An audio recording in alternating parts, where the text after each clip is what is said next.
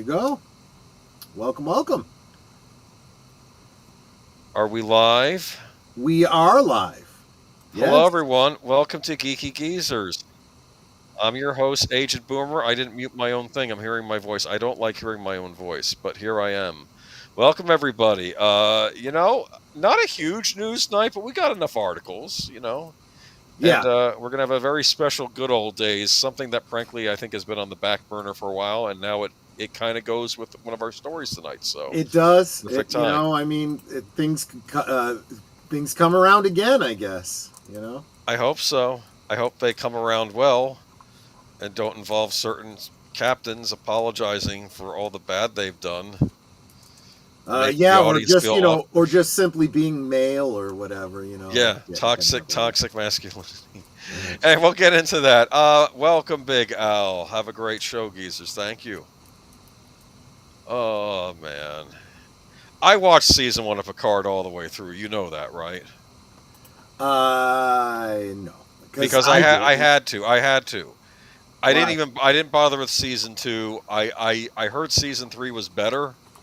Maybe I would have liked it, but season 3 actually was pretty good. Yeah. Yeah, but I was just at that point. I just know everything they could do wrong they did. But it was interesting how it was bad in a different way than Discovery was. It was bad in a different way. It was just, I don't know.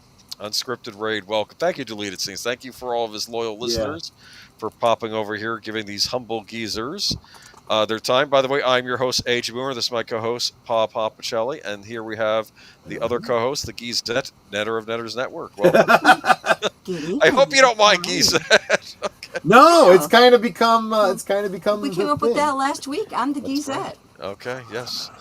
But yeah, we got some news to talk about tonight. Those bugs dead.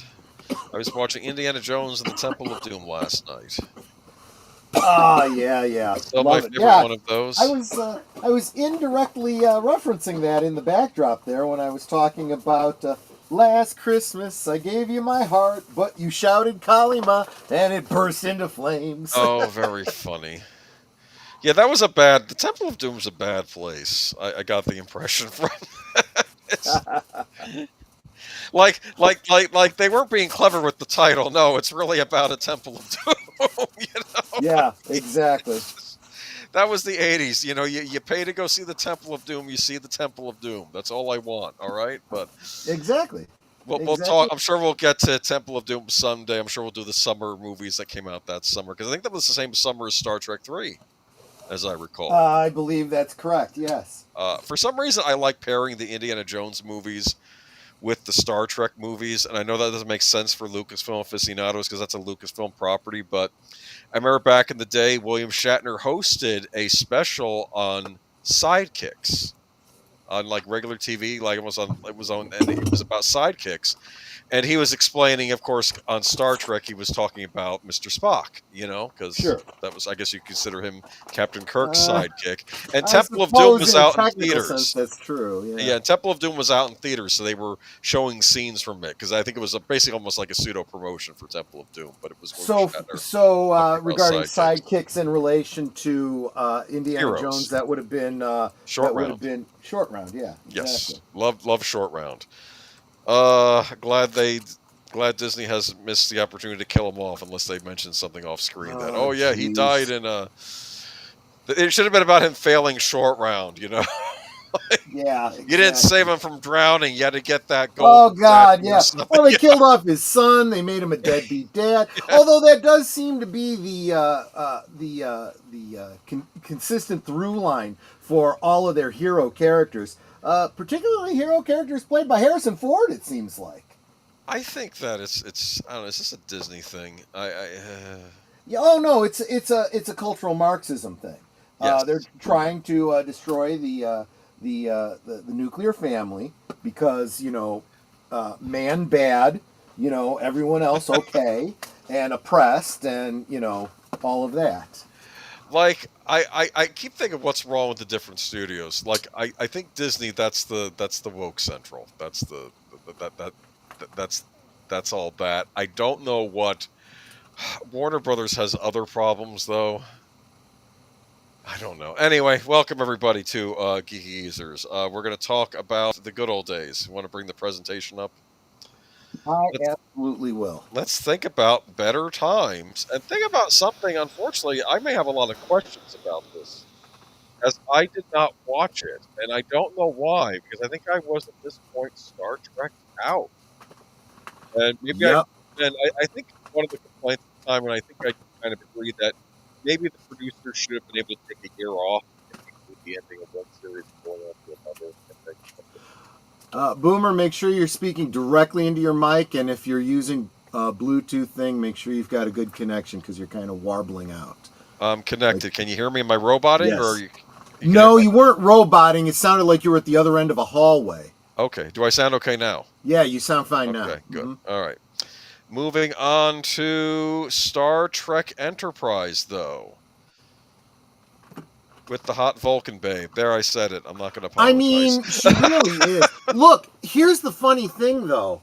Because she was, if I'm not mistaken, her prior experience before this, and I'm drawing a blank on her, Jolene Blaylock.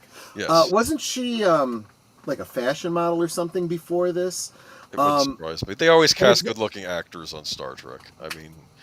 But she definitely had the acting chops. Look, we're going to get into it, I'm sure, as we go through this. Most people might think, well, she's playing a Vulcan. You just play it like a wooden plank and you're fine. No, she really brought the nuance. You know, think about, for example, Leonard Nimoy playing Spock. Right? It wasn't all purely unemotional. You know, there was a lot of that. Dealing with being a half human, half Vulcan, and all that sort of thing. But there was especially episodes where he would find himself in crisis, emotions taking over, and so forth. Yeah. And they did the same thing with T'Pol, where she loses control of her emotions. And, I'm sure we'll get into that as we talk about this a little bit more. But she definitely brought the range of acting. She was not... she was an excellent actress, not just a very beautiful one. Now, not the first Vulcan we've had since Spock. We also had Tuvok on Discovery, which was the prior series.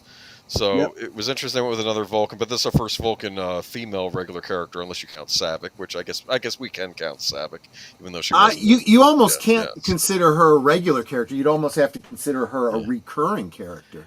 Because she was only really in 2 appearances in Star Trek no, 3. I'm sorry, 3 appearances and played by 2 different actresses.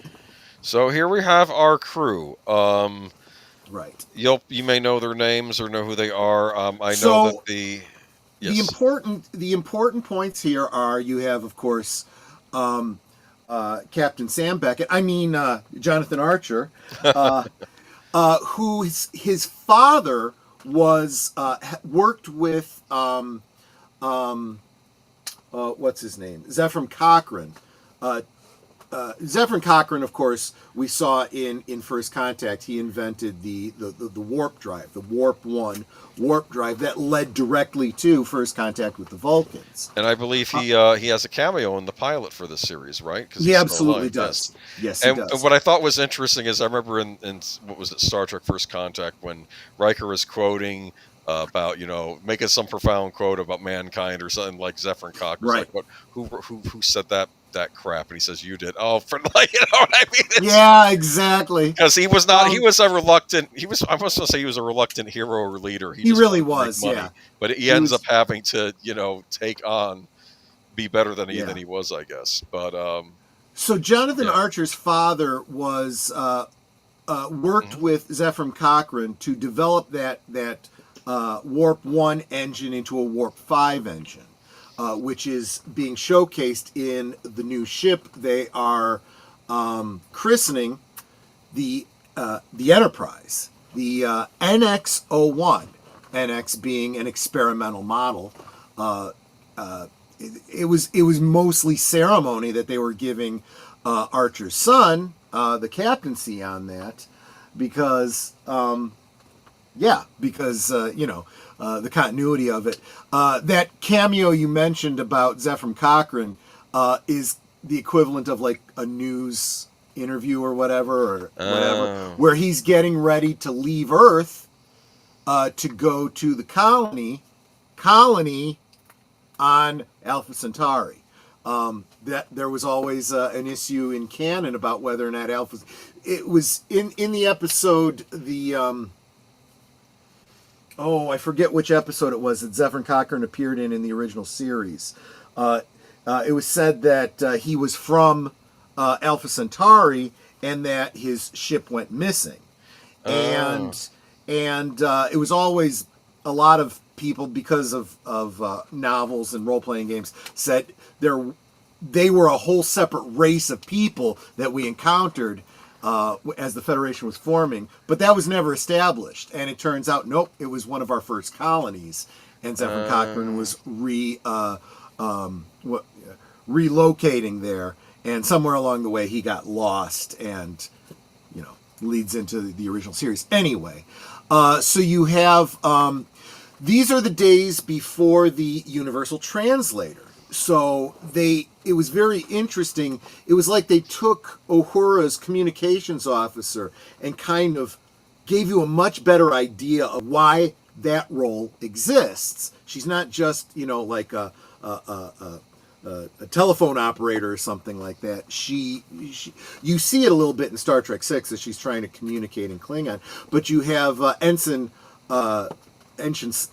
Sato, right to his right, our left, who is the communications officer. He recruits her specifically because she is such a talented linguist. She has been working with the Vulcans, has learned their language, going through many of their linguistic databases and learning them herself. And throughout the course of the show, helps to develop the universal translator that you will see later on in Star Trek, the original series. I imagine this is the human race coming into contact with a lot of alien technology that for the first time. Yes, exactly right. Go ahead. I was just gonna say, I like the uniforms here. This seems like a next step up from like what NASA astronauts. Very inspired by NASA, and it was and the interiors of the ship also were meant to evoke the idea of they thought these things through. They said, we know what we're leading up to in the original series. We know what NASA ships look like. We know what the interior of the Phoenix looks like. Zephyr Cochrane's Warp 1 ship, logical progression. They did a great job. Chief engineer, so I'm going left to right, holding off on the doctor all the way on the left there. Yes. The engineer, of course, is Trip. What's Trip's full name? Trinier. Trip Tucker. Trip Tucker the Third. Yes, exactly. Charles Tucker the Third. Nickname Trip. Because he's the third, right? Exactly. He's a Southern boy. He's from Florida, in fact. He reminds me of Tom Sawyer. There's something about him that reminds me of Tom Sawyer. Yeah, actually, I never thought about that. Like an adult Tom Sawyer. Between his accent and everything, there is something of that in him. Again, a Florida boy, that comes up very crucial in a later storyline. Yes. Later, Chief Security Officer Malcolm Reed, thank you. Netter knows the names better than I do. British kid, really liked what kind of pie? Pineapple cake. Pineapple cake. Oh, pineapple upside down cake. Actually, he was highly allergic to. Yeah, the actor. I'm sorry. Go ahead. The character was highly allergic to pineapple, but he loved pineapple cake. So he was taking shots regularly so that if he ever came across pineapple cake, he could have it and he wouldn't have a reaction. And they surprised him one day on his birthday with a pineapple cake because they knew he had been taking the antihistamines or whatever. Yep. Now, in real life, Dominic Keating said, I could care less about pineapple. If I saw it in a fruit bowl, I wouldn't go for it. Yeah, exactly. Last one is mixed on pineapple. I noticed. Yeah. Well, the thing was, he goes, I don't even know where this thing for pineapple came up with. One of the writers was like, he's got to have like this favorite food that it's kind of like maybe obscure or something. Maybe he gets a reaction to it, like like he's got an allergy or something. Hey, let's make a pineapple. Well, so he didn't even get to if I know the writers back then, they used to pay attention. They'd like, let's talk to a doctor and find out what would be good to fit the criteria for the allergy we want him to have. That's probably how it came up.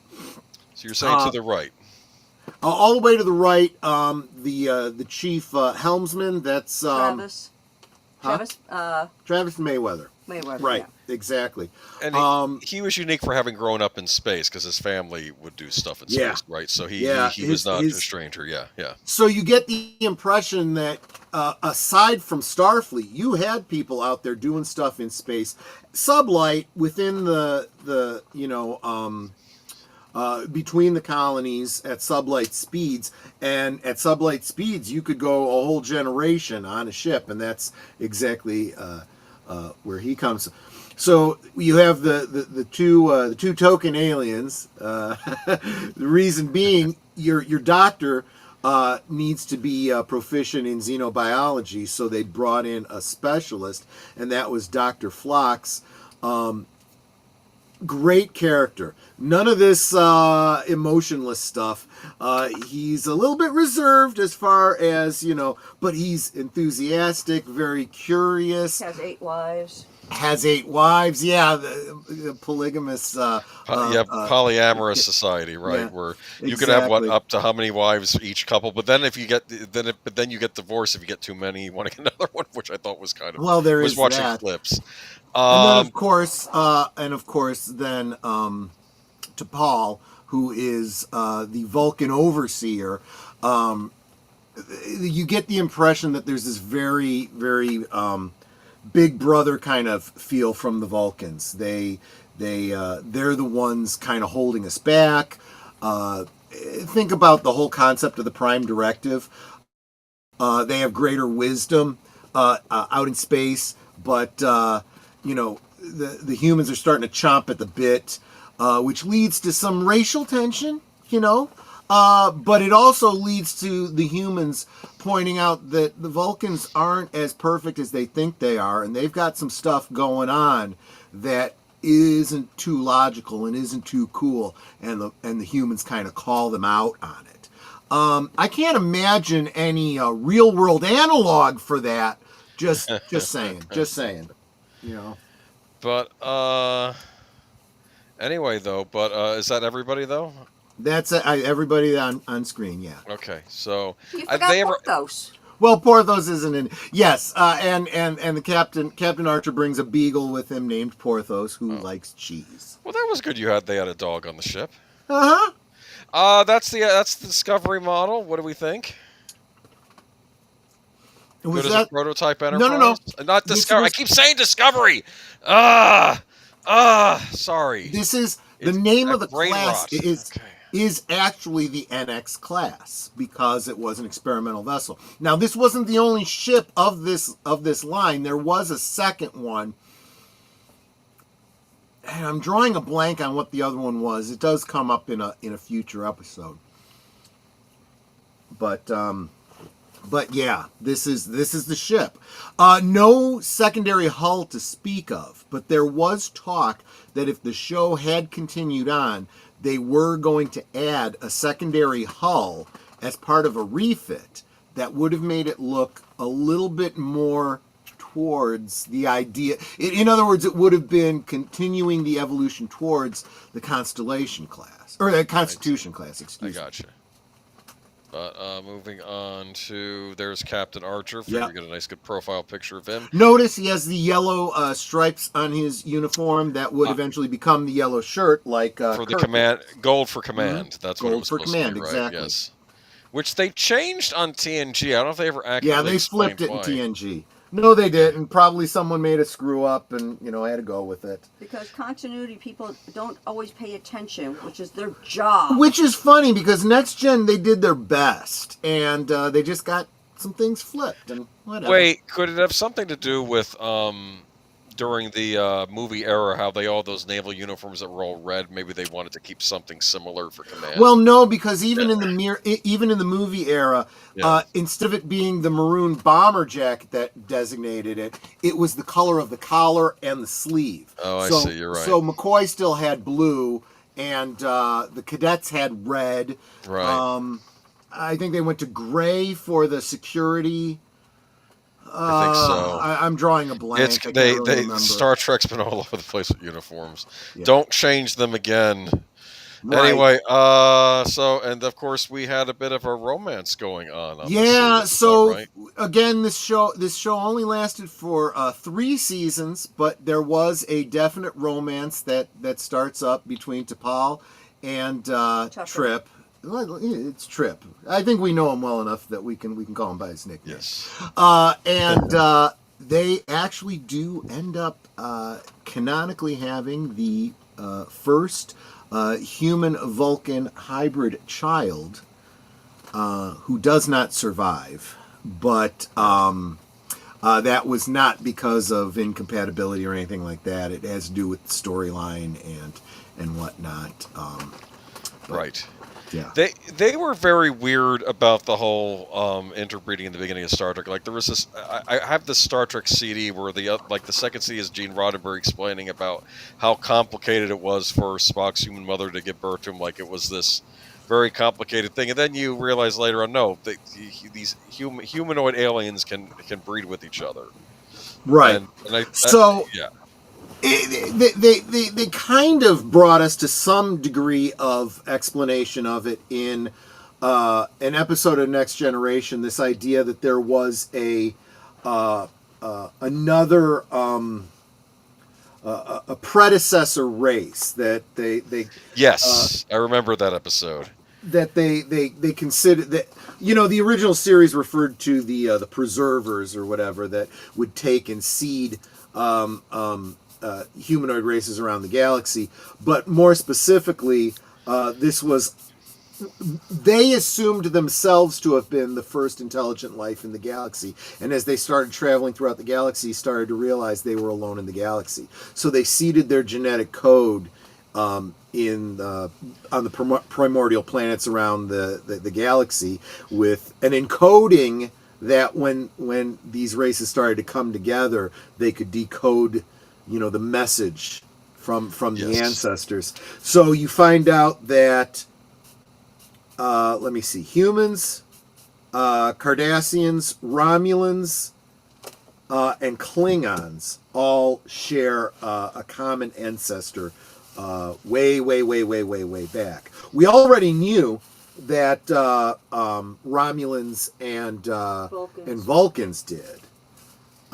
So you start to realize, and then I know that they were doing that to kind of explain away why sometimes you would have beings of different races whose maybe their blood was compatible or something like that, and so on and so forth. Right. Definitely why so many human-like looking species existed out there. Right. So then they could start to say, well, maybe it's not so surprising that some of these races can interbreed. However, in Next Gen, they also had Kalar, who was half. Was she half or 1/4 human? I forget what part human she was. She was part human, part Klingon. Right. And Deanna Troi says, I didn't know that humans and Klingons could have children. She said, "Oh, my parents had some help. You know, you're getting the impression there was some genetic manipulation to help them conceive." The thing about the whole thing is that about Star Trek is like you can accept it as an explanation, or you can throw it out as the Klingon and the Cardassian did, or you could say, well, maybe this is the thing. Right. But I just thought it was interesting. But Geek Flag says, I always thought the NX was too small because the warp drive is big. In the original Star Trek, they should have started out with the secondary hull, should have been all engineering and the warp core. How big was the warp drive on this show? The warp drive, if I'm not mistaken, I could be very mistaken, but I think it was the reuse of something else from one of the Next Generation shows. So, okay, or maybe it was one of the movies.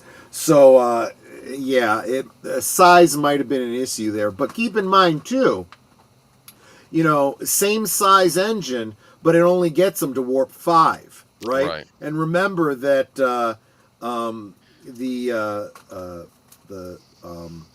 original series, they were able to go warp 10, warp 14, on a different scale from next gen. That's a whole other thing. Let's not even go there. But Lynn Green says 4 seasons for this show, which fortunately was cut a little short. We'll get into that in a minute.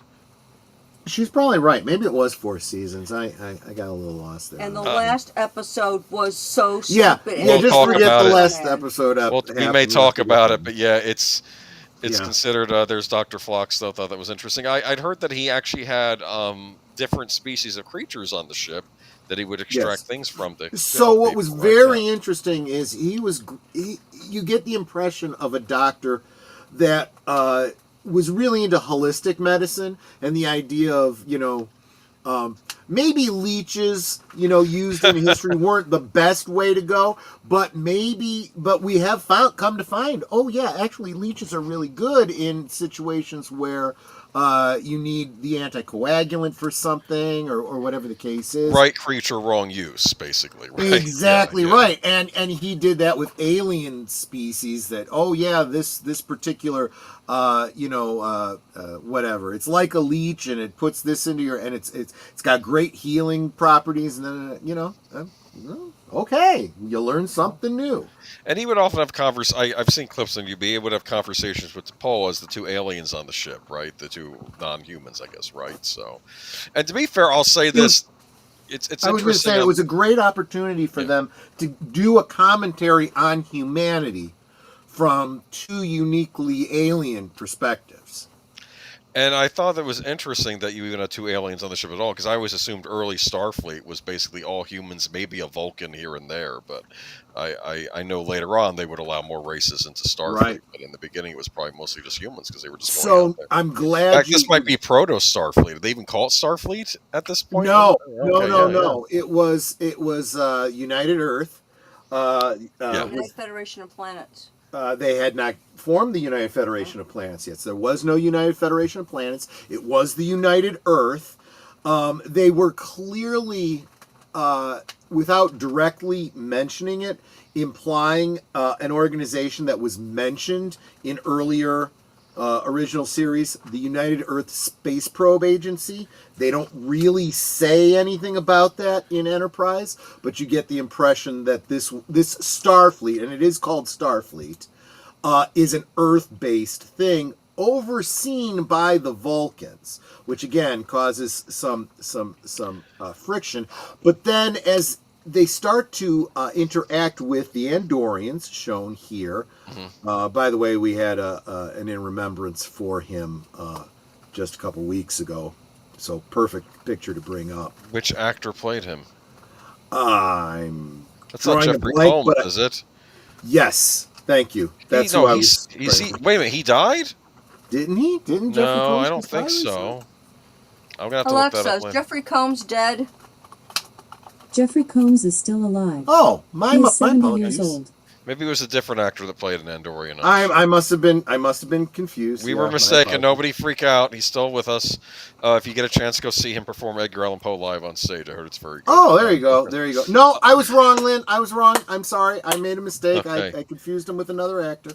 But it's interesting that the Andorians are on the show because, of course, I always knew they were very big on early Star Trek, and they've become big members of the Federation, but we never really got to see them on a series before, like I think on here, right? The founding 5 members of the Federation were was Earth, Alpha Centauri, which declares independence from Earth, the Vulcans, the Andorians, and the Tellarites, who also are brought into Enterprise. Now, what happens is we see that there is a great deal of tension between the Andorians and the Vulcans. So the Vulcans acting like, oh, we're so great and peaceful and whatnot, and then Archer finds out, oh, you're having some problems with the Andorians. Well, they're a warlike species, and cannot be trusted. Yeah, they're the barbarians, and then you find out that they've set up a listening outpost near Andorian or in Andorian space on a planet that the Vulcans have turned into a monastery. So it would be like building a church and then putting a military listening facility in the basement. You know, on the border of the enemy country. It's really, and it's like, okay, this is a problem. And it was very much setting up the humans to come in and say, look, you know, for the peaceful people you claim to be, we need to work on this. We need to come together and, you know, kind of a thing. And it was setting up the humans being the facilitators of this new federation and kind of exerting themselves over the Vulcans in that regard. Why did the Vulcans originally work with the humans to begin with? They explain that at all? Like yeah, they do. So if you think about the whole concept behind, and you get the impression that their influence led to this whole concept of a prime directive. You don't want to go into a primitive society and start monkeying around with that, right? Kind of literally, because you throw off their natural evolution. You know, you end up taking the role of gods in their development. You create packlets. Yeah, well, possibly. So what you do is instead you observe from a distance, learn what you can from them, and then when they get to a certain level of space exploration where they're going to come in contact with you, then you need to open up negotiations with them to introduce them to the Society of the Galaxy, which is as soon as Zephyr Cochrane fires off the Phoenix at Warp 1, and there's a Vulcan ship going through, hey, that's a warp signature. It's coming from that Terran planet. I didn't think they had that technology. Well, they do. I guess we got to reach out to them. First contact, you know. And so what they do is they try to shepherd the new. It really is like a big brother taking in the little brother and introducing them to society, so to speak. Yeah, the Vulcans. It was only logical the humans held the hands. Only logical to hold the humans' hands in space exploration because they thought they weren't ready to be part of the galaxy. Exactly. And let's face it, to be true, they weren't. We've already made all these mistakes. You know, think about your older sibling that went to high school before you or went to college before you and gave you the advice. Okay, when you get to high school and some upperclassman tells you got to buy a what do they call it? An elevator pass, to get to the second floor. That's bullcrap. If they say this is a one-way stairway, that's bullcrap too. All these things that. Want to go to the underground swimming pool, that sort of thing. The basement. Exactly. Well, what was funny is that someone tried that joke. They're like, "Oh, you want to get to such and such place? Yeah. Well, that's up the stairs behind the swimming pool." Thing was, our high school had a swimming pool. Yeah. So it. So it didn't sound unusual when someone said, "Yeah, it's behind the swimming pool." Yeah, because you could have stairs behind the swimming pool. Anyway, so that's the relationship with the Vulcans. What up, party people? Oh, Enterprise! My daughter loves the opening of that show. This opening was unique, and it had a song, didn't it? It wasn't like it did. So a tip. Yeah. And I know Lynn's probably going to shout out because I always forget the name of the guy that sang the song. It should have been. I just told you this a couple days ago. Who sang the... Do you remember? See? So, but yeah, Archer here is the one who really should have been singing because he's got a great singing voice. The song was originally sung for the movie Patch Adams by Rod Stewart, Faith of the Heart. It's a great ballad, very inspirational, really fits the very positive, optimistic concept behind Star Trek. For all the people that kind of poo-pooed it as being corny back in the day, I think it holds up a lot better now that we see how Star Trek has developed since then. Just saying. We need to get back to that. And to all my sweeties out there, I'm sorry I did not type in the chat, "Hi, sweetie," to you, but right now I got my hands full of Well, cherry juice because I'm pitting a whole ton of cherries, so I can't type with Yeah, cherry juice fingers. I'm going to be making those maraschino cherries for the holidays, and Very she cool. is. I would be helping her, except I need to pay attention here. He can't get cherry No, juice. he over just the doesn't keyboard. wanna. He's giving me that look like. No, I absolutely do. We also only have the one pitter, so I'm sure I could. I But- can use a steel straw, dear. yes. Look, So the Suliban, a race introduced in Enterprise, there was this whole storyline, and I understood where they were going with this. They wanted to be able to play around with things. They knew what canon was, they knew what they wanted to lead up to, but they also wanted to be able to play around with some things. So they introduced this idea of a temporal Cold War, that somewhere in the 26th century or something like that, some races have developed time travel and are now trying to mess around with the timeline.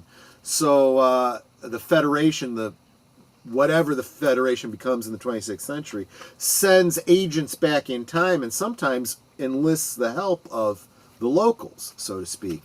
And Archer ends up being, contacted by someone in the future, almost right from the get-go, because the Suliban are trying to mess with the politics of the Beta Quadrant, and directly impacts first contact between the humans and the Klingons, which happens in the very first episode, the pilot episode called Broken Bow. are they the villains of the series? The Suliban, they're set up to be, only come to find out later that they're kind of a race that's being taken advantage of by someone else in the future. Okay. They are comparable in technology, probably, to the humans, but imagine someone from the future saying, "Well, you do this and you do that for me, and we'll give you this ability to change your genetic structure, and we'll give you advanced space technology and weapons and this and that." That's the Suliban, and the Suliban are given the ability to change their genetics so that they can change shape, change form. Do all kinds of things that humans can't. So this was, there you go. So this has got to make you feel very uncomfortable. Yes. Because this is basically a terrorist attack that happens to Earth by the Suliban. No, it wasn't the Suliban, but the Suliban were involved. Yes.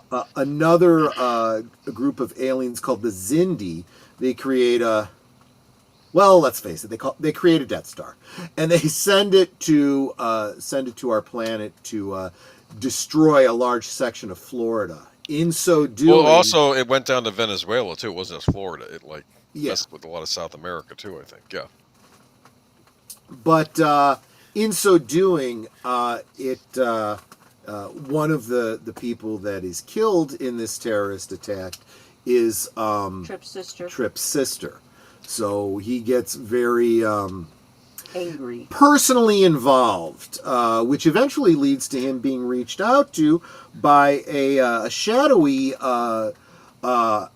deep state group called Section 13. So Section 31. 31. Sorry, yeah, I switched that around. So Yeah. Look, Section 31. Let's not. I know. Let's not dig too far into it. It's a Section thing that 31 happens. might have been a mistake. It absolutely was. It was already on D Space Nine as this big thing, but then I wish they'd left it there. That's the Zindi. I always thought this was an interesting idea for a antagonist Star Trek race, as it was 5 different species that were sentient from one planet, right? Yep. So they So were all from the same I'm planet, having- right? Yeah. I'm trying to remember. The dude in the middle is reptilian. The guy on the right is they call him the primate, human-like. I'm forgetting the one on the left. He wasn't the avians were an extinct species on their planet. They also had a kind of like somewhere between humanoid and whale. These aquatics. Yes. They did whale song when they would speak. You'd hear the whale song in Yeah. the background. They would translate that, yeah. Right. So there you go. which I thought was actually pretty cool. And if I recall, what's her name? The linguist had to figure out how to talk to him. Yes, that's it. Well, and she got a lot to do. She very oftentimes had to be the person to figure out the alien language. If she couldn't find them in the vault, and the Xindi were in a Bermuda Triangle type area of space, cut off from the rest of the galaxy, so no one had encountered them previously. So this is the temporal Cold War storyline, right? And I guess beings from the future are communicating from the future to the Xindi in the past and telling them that Earth will eventually destroy them, humans will eventually destroy them, so you have to take action now. And that's why they attacked Earth, is that right? Were they being played as suckers? Is that what's going on here? Yes, that's exactly right. Okay. Arboreal, reptilian, and primate. Arboreal, Yeah. okay. That's because they're not avian, they're not primate, I don't know what they're supposed to be. Whatever arboreal is meant to be, they're part plant? I don't know, but yeah, so this is deleted scenes makes a great point. It felt like a retcon, and a lot of fans were kind of reacting to that, getting a little upset about it. And this whole temporal Cold War thing ended up going on for 3 seasons. Thank you for correcting me on how many seasons it was, Lynn, because that matters. After 3 seasons, they decided to wrap it up, and they wrapped it up like with a neat bow. Like whatever they did completely erased everything that happened before, implying that no canon has been changed by all this, so that they could get on to what they had originally wanted to do, and that was set up the Romulan. The Romulan War that was mentioned in Balance of Terror in the original series, which directly led to the formation of the Federation. So we've been seeing the relationships between the different aliens that would be leading to, the First Babel Conference and all that kind of stuff that would eventually become the formation of the Federation. And we started seeing the incursions of the Romulans, even though they didn't know it was the Romulans. Of course, we do as an audience. So they're setting all that up, but they took way too long, and they were focusing too long on this temporal Cold War that they ended up scrapping and, saying, nope, didn't really happen. So are the Xindi still alive? Non sequitur. Has anyone out there ever pitted cherries? It looks like a bloodbath. Yeah. I've seen people do it, yeah. Everywhere. Yeah. Cherry juice all over the place. Yeah, was you're using really not anticipating how messy it was going to be. Yeah. My fingers several of my fingers are stained from the cherry juice, so I put on a pair of gloves. I don't think it's helping. But yeah, so this was, and don't get me wrong, there were some really, really great stories here, but I think, like I said, they spent too long on something that didn't end up going anywhere. It does raise some questions. Well, does that mean Trip's sister is still dead or not? Is Florida still, cut in half or not? Things like that. Some other little bits of canon are like, does this change the canon? There's actually a storyline, and this has nothing to do with the so-called temporal Cold War. This is direct outgrowth from First Contact. Remember, First Contact goes back in time. They follow the Borg back in time as the Borg try to prevent First Contact. Right. The crew of the Enterprise makes sure that First Contact happens, but there are some Borg left behind that end up getting frozen in Antarctica, and they're brought back by researchers that find them in Enterprise. They begin trying to assimilate. Stop. They try sending a message to the Borg. Now, they stop it. It's implied that maybe this didn't really impact history at all. But does that mean that the humans might have known about the Borg before the Next Generation, that we started preparing for them? Could that have been part of the whole Section 31 concept? Stop. Stop Unfortunately, putting the Borg in everything. Yeah, I know, I agree with you. You're bringing down the impact they had in TNG. The whole point of that whole episode was Q was getting a little tired of the humans' arrogance, saying, "Okay, well, there's wonderful things out in the universe," and then he says, "But there are also terrors you can't imagine."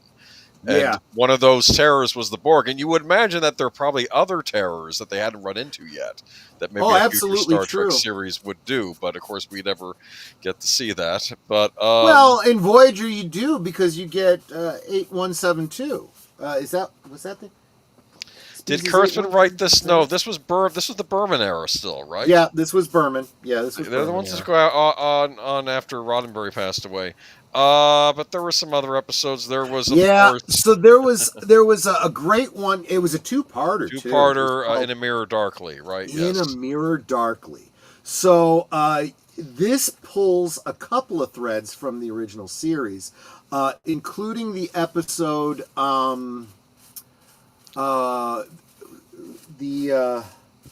what was it? It was the something web. I forget what it was. Web? Huh? Tholian Web? Yes, the Tholian Web. The Enterprise is responding to and this is Kirk's Enterprise, is responding to a distress signal from, I want to say, the USS Intrepid. It was a sister Carney ship that's caught in a web, and the web is getting smaller and smaller, and then it blinks out of existence. Well, this In a Mirror Darkly is told from the point of view of the Enterprise crew, the NX. No, I believe it was they called it the instead of being the United Space Pro. I forget. It was USS Defiant. It was the Imperial version of the Enterprise, so it's a different hull with a different symbol on it and whatnot. It was the Defiant. Yes, thank you, Lynn.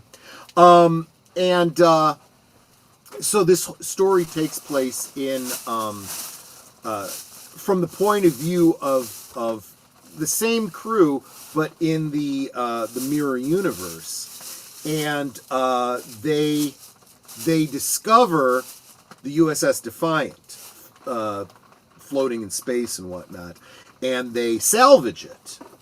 And so when they get aboard, they realize that this is not an Imperial ship, but it is a similar design. They figure out that it's from another universe, possibly from the future, and they start going through history records to find what happened to them, their counterparts in the other universe. Yes. In the other universe, yeah. Yes. So this is where, if you want to accept what was shown, on screen on a, readout or whatever, you could deduce what happens to the characters after the show ends, and what happens to Ensign Sato is not a happy story. It relates to a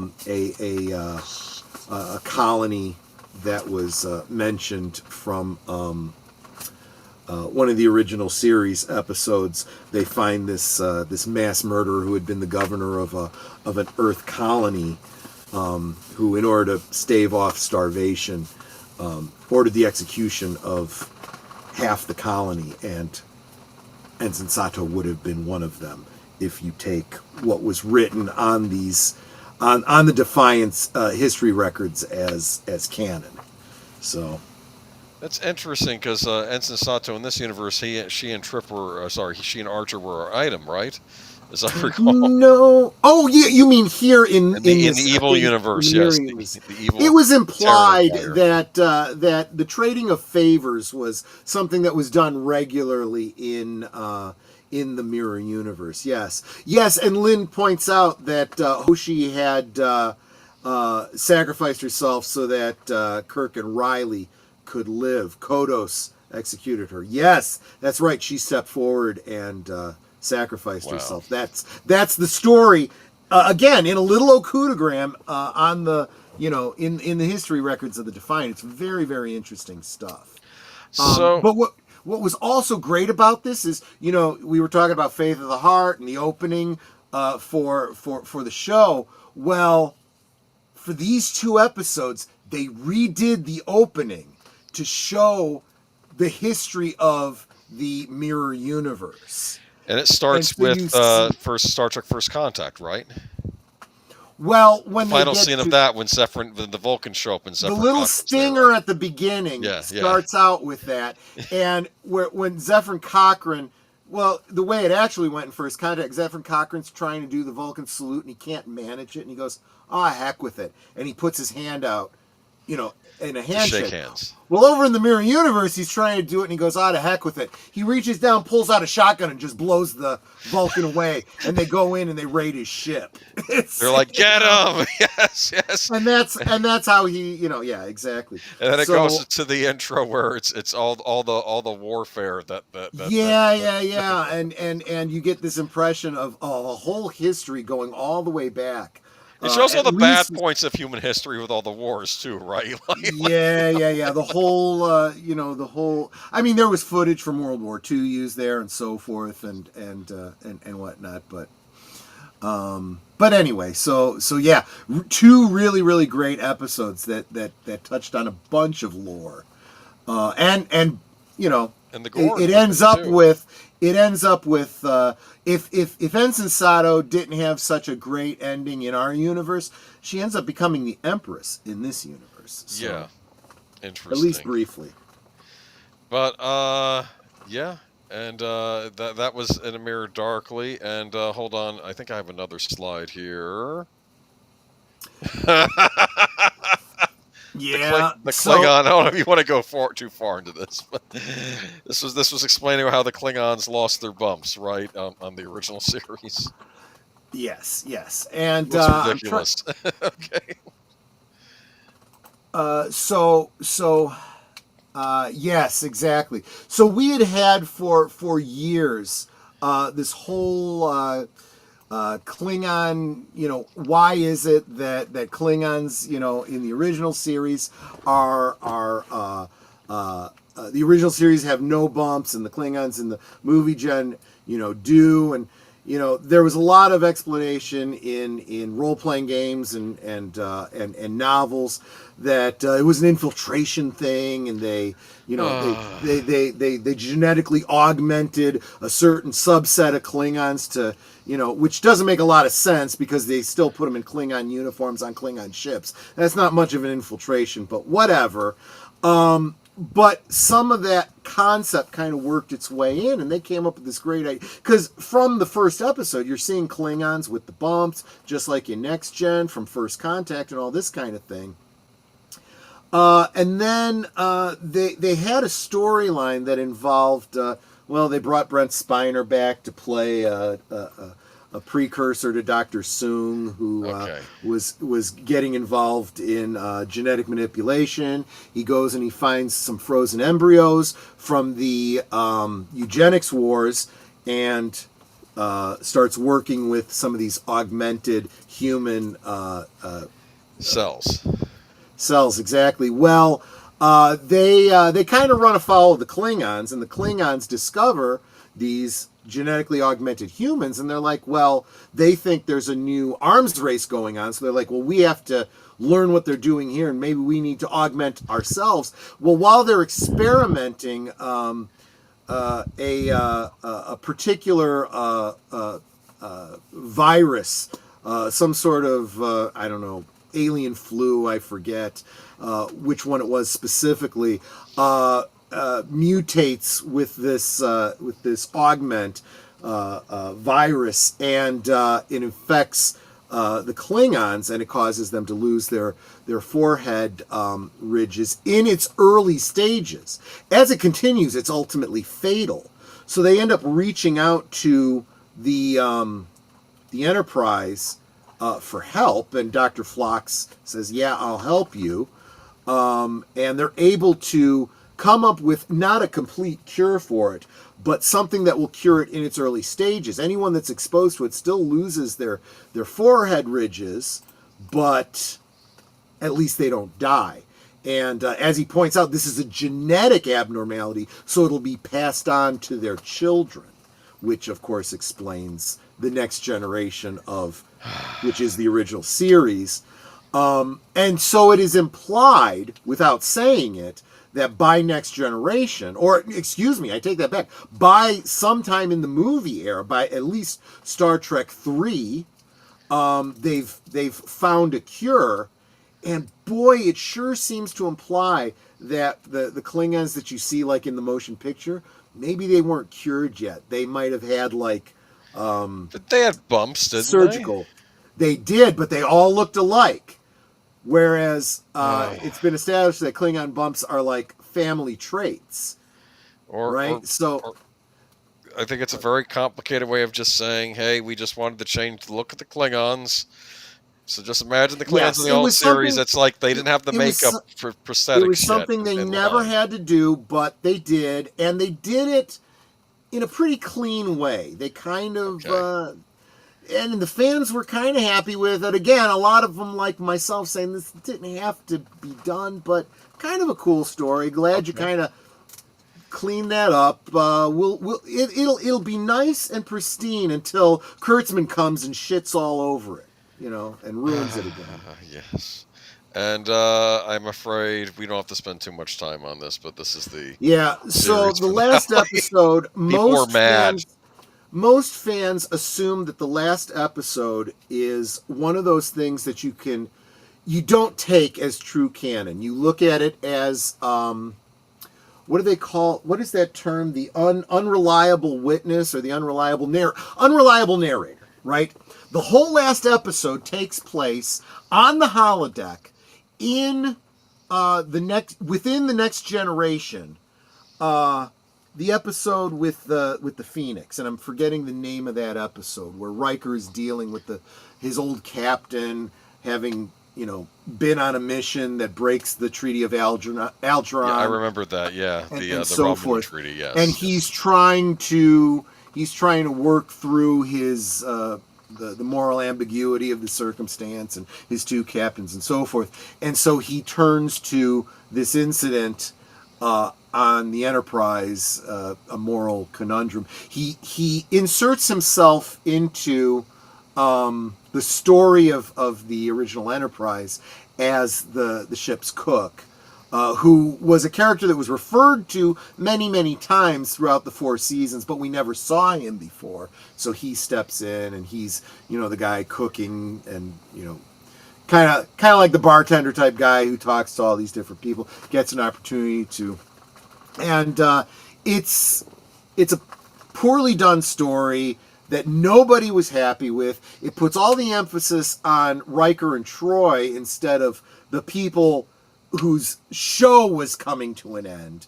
So nobody was happy with it. Not to mention, it actually makes Riker and Troy look kind of stupid when you put it in context of the episode with, it was called the Pegasus. Thank you very much, Lynn. Yeah. See, I knew you'd come through for me. It kind of ruins that whole narrative, too. It was just ill-conceived from the beginning. I'll tell you, Lynn has been reminding me about how much I loved some of the novels that came out of this.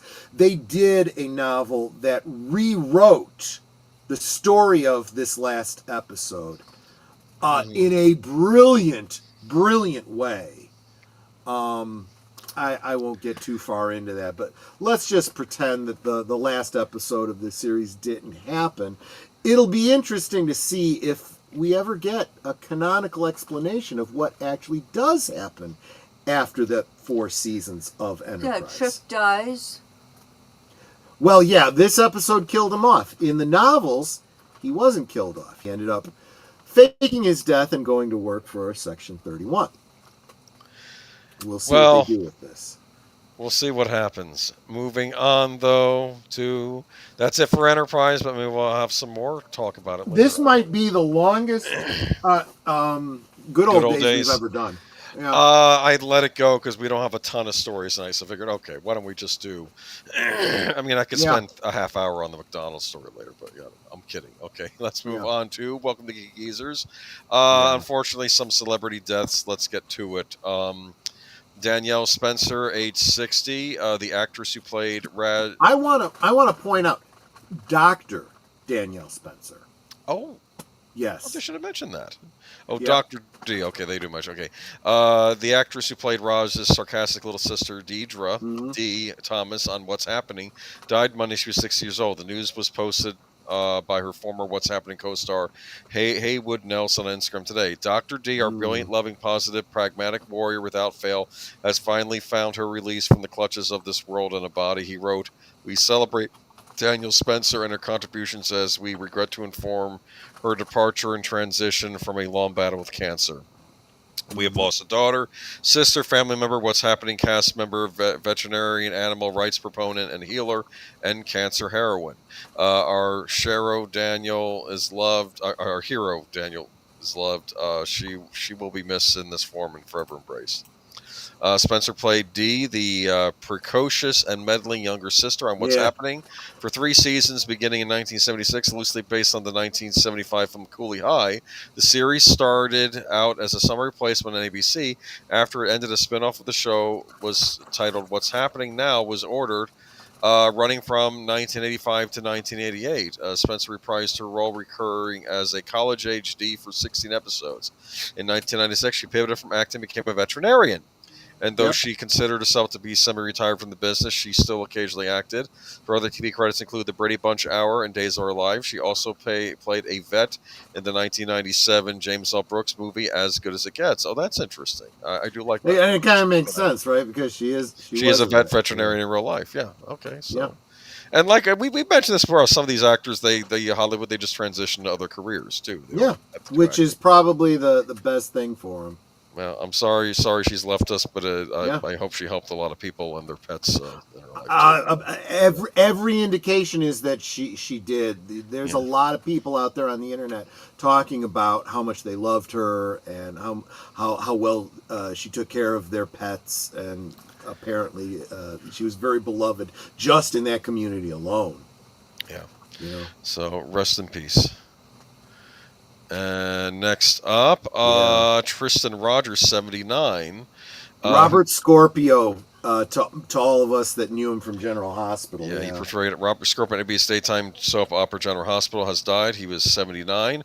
Rogers' death was confirmed by his longtime manager, Meryl Sudak, who told ABC 7 entertainment reporter George Panaccio that the actor passed away Friday morning after battle with lung cancer. Sudak noted that Rogers had never been a smoker. That can happen. Yeah, he can still get it without smoking. Yeah. The actor's role on General Hospital meant everything to him. His manager said he loved being Scorpio, and he created that role from nothing. He was supposed to work a day, and he ended up making it into something huge. He was just a genuinely loyal, kind human being, and he loved his family. Rogers portrayed Scorpio in the soap opera intermittently during the course of 45 years. The General Hospital family is heartbroken to hear of Tristan Rogers' passing, said General Hospital executive producer Frank Valentini. Tristan has captivated our fans for more than 50 years, and Port Charles will not be the same without him or Robert Scorpio. I would like to extend my deepest sympathies to his family and friends during this difficult time. Tristan was one of a kind talent and will be greatly missed. May he rest in peace. And it says he was born in Melbourne, Australia. Interesting. Okay. Yeah. Just wanted to say, yeah, it's about the lung cancer. I don't think people realize there are a lot of carcinogens that people breathe in on a regular basis, and they don't even realize it. Right now, there's a case working, a class action suit that's working its way through the court system related to a very popular weed killer that is highly carcinogenic. So be careful. For all the talk that people have been doing for the past 5 years about wearing masks, that's when you wear a mask. When you're using any kind of chemicals, when you're sanding anything, people don't realize if you do model work, these 3D printers and stuff like that, the fumes they give off, and when you're sanding that resin, those are all carcinogens. Make sure you protect yourself. Yeah. And next up, but certainly not least, hold on. Got the slides a little out of order there. Terence Stamp. Yeah, this 87. one just made it under the wire. Otherwise, we'd have had to do this next week. But this is too big not to mention. Gosh. Now, I don't know about kneeling before Zod, but I think I'll be saying a prayer for him and his family when I hit my knees. Yeah, someone earlier in the chat was saying kneeling before God, and I said, well, I guess that makes sense, yeah. because if he's in the... Terence Stamp, the actor known for roles in the Superman films and The Adventures of Priscilla, Queen of the Desert, has died. He was 87. The Oscar nominee's family shared the news that Stamp died on Sunday morning. He leaves behind an extraordinary body of work, both as actor and as writer, that will continue to touch and inspire people for years to come, they said. According to Reuters, we asked for privacy at this sad time. Born July 22nd, 1938 in Stepney, London, Stamp attended Webber Douglas Academy of Dramatic Art before he began performing on stage in plays like The Long, the Short, and the Tall, Alfie, Dracula, and The Lady from the Sea. Stamp made his on-screen debut in the titular role in Peter Ustinov's 1962 historical drama Billy Budd, earning him a Golden Globe for New Star of the Year, actor, and an Academy Award nomination for Best Supporting Actor. In addition to playing General Zod in Superman and Superman 2, Stamp has starred in such films as Far from the Maddening Crowd, Wall Street, Young Guns, The Real McCoy, Star Wars Episode 1, The Phantom Menace, The Limey, The Haunted Mansion, Valkyrie, and Last Night in Soho. I really want to recommend anyone in the chat listening right out there, a great Terence Stamp movie is The Limey. If you've not seen it, I recommend it. It's almost like I don't want to say it's like a spiritual sequel to Easy Rider, but it's almost like if the Peter Fonda character had survived Easy Rider and sold out, and he's kind of the antagonist of Terence Stamp's character, because of course Terence Stamp's character, that comes from the 60s that was going on in England, so he has all this weird slang in it that you don't know what he's saying. There are a lot of tea leaves running about, and he's like, tea leaves, thieves. Oh, okay, because that's some kind of Cockney rhyming slang. Well, from it's just and the other one that you mentioned that might not be so well known to the audience, Priscilla, Queen of the Desert. Right. You should see, if you ever saw the movie Tu Wong Fu, Thanks for Everything, Julie Newmar, and you enjoyed it, you would absolutely love this one. He, it's a very different role, but it does demonstrate his acting chops. He was a great actor. I always liked Terence Stamp, and interestingly, also Zod, of course, is not his only Superman bona fides. They brought him in to play the voice of Jor-El in Smallville. Yes. He was the voice of Jor-El. Now, when the younger, I guess, clone Jor-El comes out, remember who played him? Julian Sands. Yes, another Julian one Sands. that we did in remembrance of when he tragically went missing and was eventually found. But no, big fan of Terence Stamp. Big fan of the movie The Limey. Great. I don't want to say it's an independent movie, but it's just brilliant. You just have to watch it. Yeah. I don't know if you used to watch the show Boston Public. The guy that played the teacher on that is in it too. It's just a really good movie. But rest in peace, Terence Stamp. And it's weird about if you listen to the Richard Donner commentary on the Donner cut of Superman, he said that Terence Stamp would come up to him and he would say, "What's the motivation for Zod?" Like he couldn't take that he was just like a straight up villain. So then Richard Donner had taken him to the side. Well, in General Zod's mind, he was the hero of Krypton, and he was going through all these things to get actually Terence mindset. I don't know if that's where it started. Yes. Because keep in mind that General Zod was a character from the comics that they adapted. That history of him, fighting an insurrection, that a military coup and being put down, absolutely came from the comics. But you're absolutely right. This idea that he saw himself as the hero, he absolutely did that, and that plays through as they refine the character, even in the comics. That definitely comes up. It's unfortunate because it sounds to me, and I respect the heck out of him for asking the question, he didn't know that comic lore. That's what he was looking for. He wanted to know who the character was so that he could play him that way. Well, I admire that about him. He didn't treat it as a lark. Right. Well, and I was hired. This is a series. I'm going to take this part seriously. He took it seriously, and that was what Donner emboldened in these actors and said, look, I know it's a comic book movie, I know it's a superhero story, but we're taking it seriously. Verisimilitude. And I believe that they all responded very well to that. And it sounds like especially Terence Stamp. Yeah. You know? Rest in peace. One of the great actors. I Yeah. always enjoyed him whenever I saw him. And so, yeah. Kind of a shock, actually. It's just we're losing everybody. I'm not. That's actually a depressing thing I just said. Forget about it. Now let's move on to modern actors. We're on the Yeah, game we're back to section this now. one again. Damn it. You okay? Yeah, no. I'm just this article. This whole Okay, thing. Intergalactic. I'm getting sick and tired of this picture, by the way. You know, This is what they used to sell the game. I know. Intergalactic star Tati Gabrielle responds to the trailer backlash. Intergalactic, the Heretic Products lead and total legend. Okay, this is obviously a supporting article. Tati Gabrielle has responded to all the unearned backlash from the reveal trailer got and said that it's only motivated her to work even harder, although Naughty Dog has gotten its fair share of flack over the last few years for focusing too much on remaster setting projects, blah, blah. It's still looking...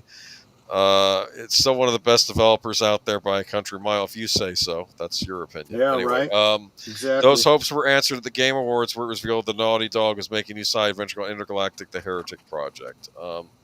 So where's the statement here? The Last of Us 2. Okay, yeah, Last of Us 2 ran into the same problem, Ellie and Abby, because people didn't like those characters. You're making a lot of these characters nobody likes. But as pointed out by Twitter user Dom the Bomb, Gabrielle was asked about the backlash that Intergalactic has received since it was announced. Response: Gabrielle admits that it was hurtful to know that there would be so much hatred, especially considering video game give creators the best chance to imagine new and exciting worlds. At the same time, Gabrielle says it's been empowering for her that she wants to change the world by meeting it where it's at. She also says that the backlash also caused her to go 10 times harder in the role, that she's taken the negativity and used as motivation to prove the doubters wrong. I have nothing against that, what she said right there. I think that's what she says here, though. It's said, though, with video games, even more TV film, you have so much more of a world to play with. We can demonstrate that world thing in being ways and words that we can never dream of, to know there was so much hatred. Okay, but... Okay, well, where the heck is the quote? Hold on. Okay. My mistake. I think I did a flub here. No, but she basically said, everyone's going to play it anyway. That's what she said. That was the statement. And that is... I thought it was in this article. That's what threw me off. Exactly the attitude. Here it is. It's It's in the Twitter comment. Yeah. Okay. The same people that were hating on the game are going to play the game, and guess what? They're going to love it, so they can be mad.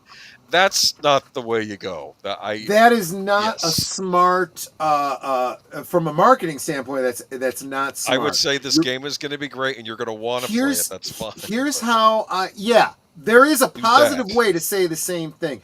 Just, I'm telling you, give it a chance. I think you're operating under a lot of misconceptions. I think you're going to enjoy it if you give it a chance. That's how you say it. But when you say it the way you do, the message I get as a potential gamer is, look, you guys will buy anything we throw out there. Just shut up and give us your money. That's what I hear. And that makes me far less likely now to buy the thing. There is no guarantee this game is going to sell at all. This is not an established franchise. It's a brand new thing. We've seen other games recently bomb that were supposed to be the big deals, like Dragon Age: The Veilguard, and even some others I don't remember. I don't know. We got Nintendo in the news again, too. This one, this was interesting. It's no worse for Nintendo. It's actually a little ray of sunshine here in a way. Well, this is what I noticed. Okay, Nintendo Switch OLED is somehow $100 off at Walmart after price increases. So, of course, we said that Nintendo, we did a story recently, they're not increasing the price of Switch 2, which people already think is too expensive. They were increasing the prices of all the old hardware, and people were shocked. But then...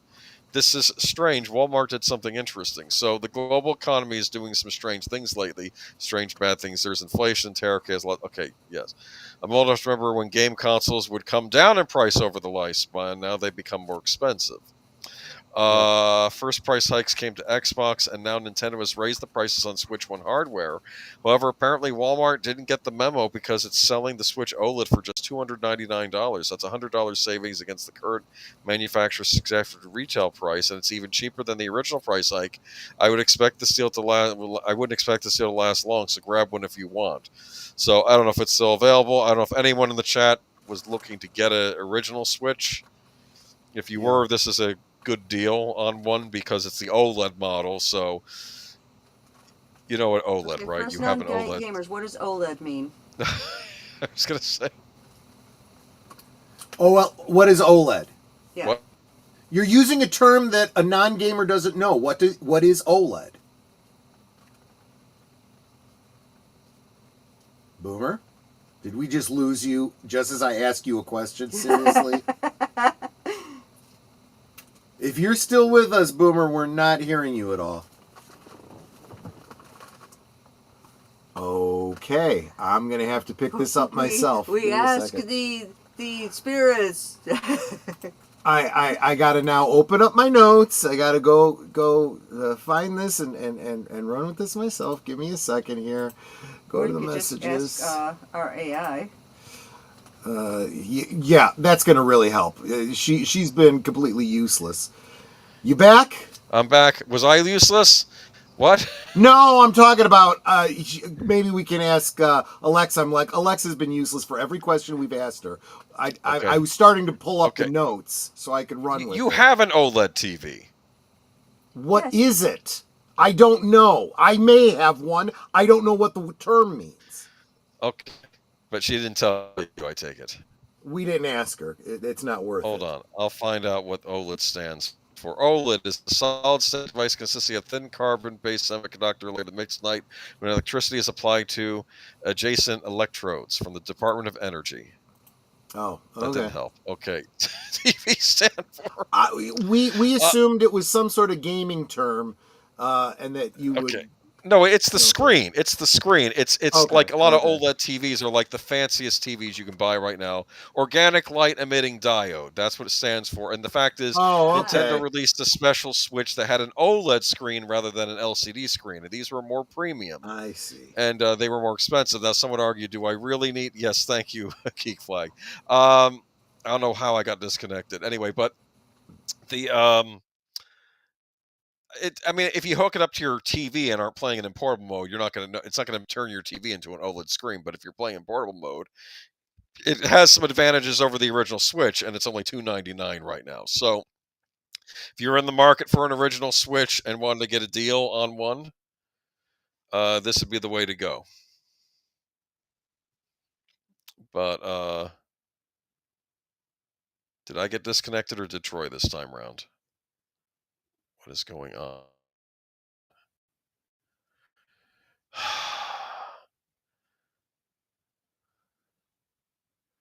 Hey, why am I disconnected?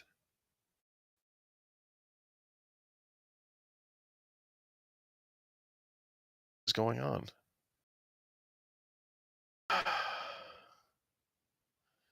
Can y'all hear me?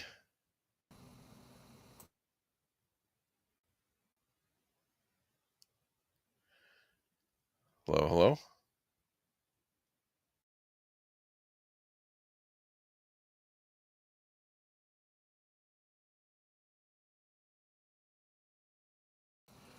Can you hear me?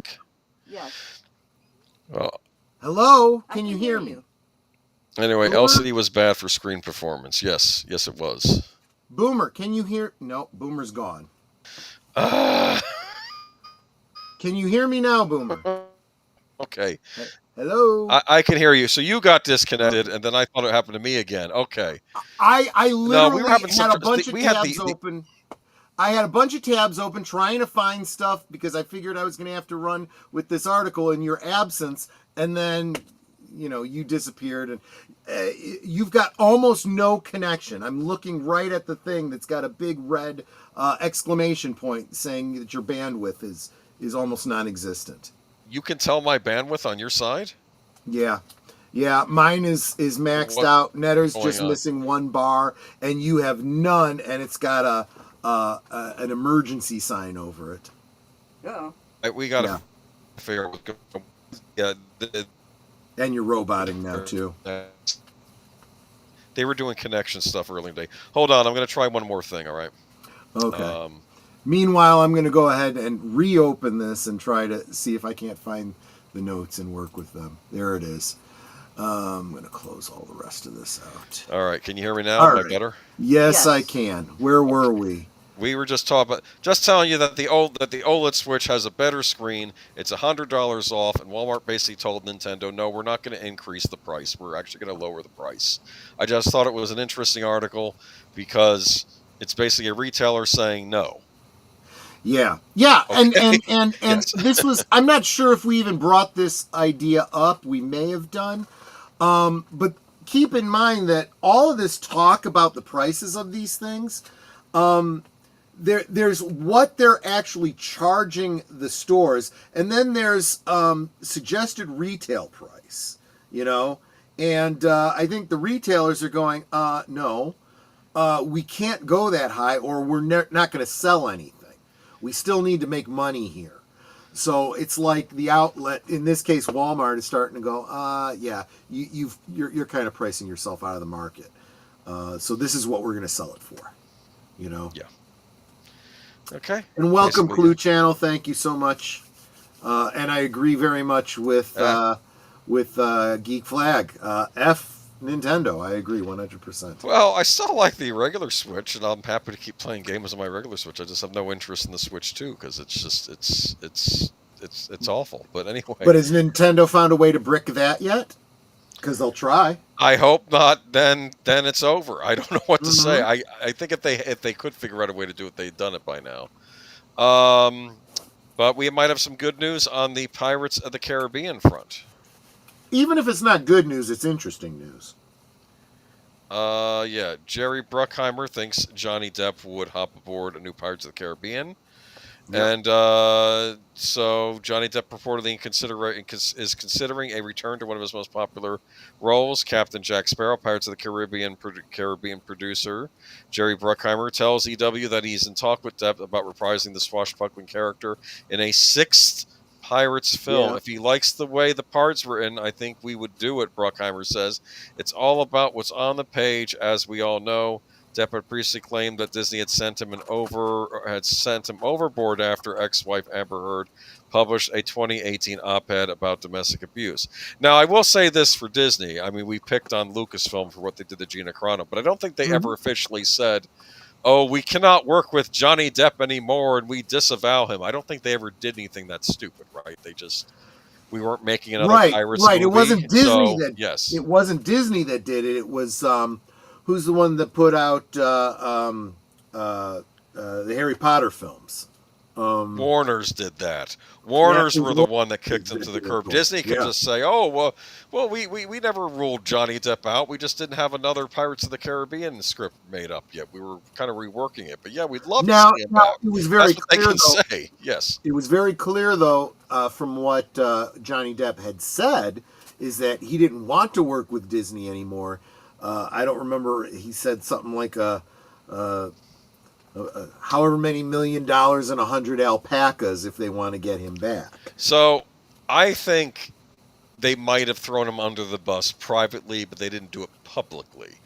And now for once was actually smart. And now they can just say, "Oh, it was just a misunderstanding." Of course, I'd Which love to return sounds to very Jack much Sparrow. like what they're kind of saying with Gina, although that one's kind of court enforced based on their concession. Yeah. So it's discussion of the 6th month of an ongoing since 2018. EW reports that the next installment would be a reboot. It's a reboot, but if it was up to me, he would be in it, Bruckheimer said. I love him. He's a good friend. He's an amazing artist, and he's a unique look. He created Captain Jack. That's not on the page. That's from him doing a little Pepe Le Pew and Keith Richards. That was his interpretation of Jack Sparrow. So they're going to do a reboot? Well, keep in mind that even a sequel, even a straight sequel, this far out, you almost have to consider a reboot. Just like Afterlife. Ghostbusters Afterlife was a reboot, right? It's technically a direct sequel from Ghostbusters 2, but it's been so long, it's also a reboot. It's not changing any canon. It's not an alternate universe or anything like that, or going back in time and remaking it. You know, it's not reinventing the wheel. Exactly. This reboot, this is the problem that I keep trying to talk people off the ledge. Every time they hear reboot, they think remake or for newer audiences or alternate universe. And that can be what it means, but that's not always what it means. Sometimes reboot just means a sequel after a lot of years. Yeah, like the Star Trek movies were sort of a reboot, right? I guess you could say that, yeah. But there's no doubt that it was a direct continuation. So just do that. New characters, but you'll have Captain Jack being Captain Jack. Okay, that's fine. Yeah. We'll see what happens. Other news: Matt and Ross Duffer negotiating Netflix exit from Paramount Matt and Ross Duffer negotiating Netflix exit for massive Paramount overall deal. Yeah. Just pretend my internet was getting wonky again, okay? Yeah, there you go. No, that's geezer wonky. Yes. So the Duffer Brothers are looking to leave Netflix to go over to Paramount, which is very, very interesting.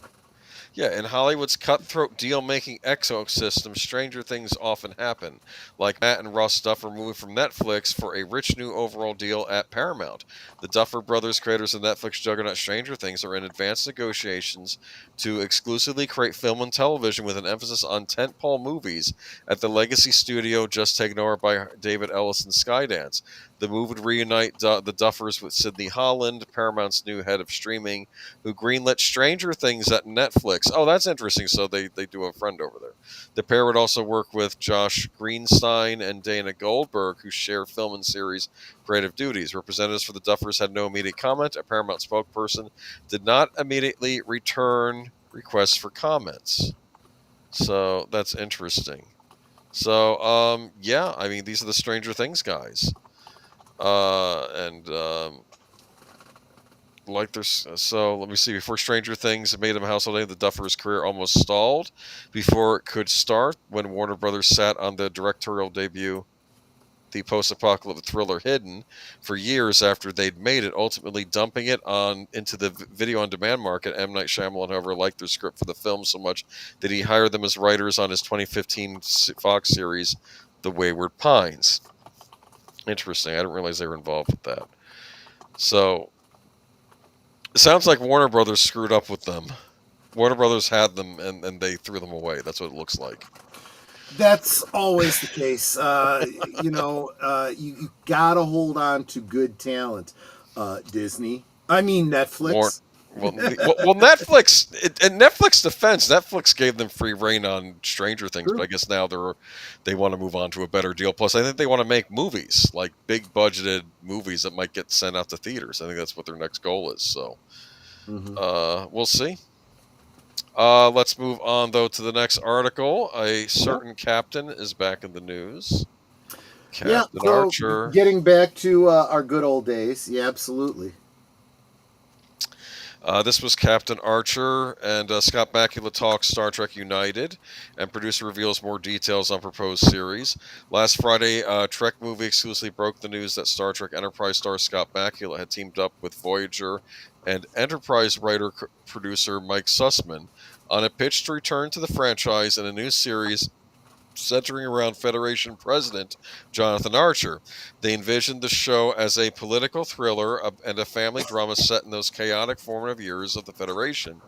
And they even have a name for it, Star Trek United. The idea was floated to Paramount a couple of years ago, but with the pullback in streaming and focus on developing Starfleet Academy, they passed on the idea. However, Bakula and Sussman have continued to refine the concept and hope the new Skydance regime at Paramount will be open to consider this show as part of their plans to expand Paramount Plus.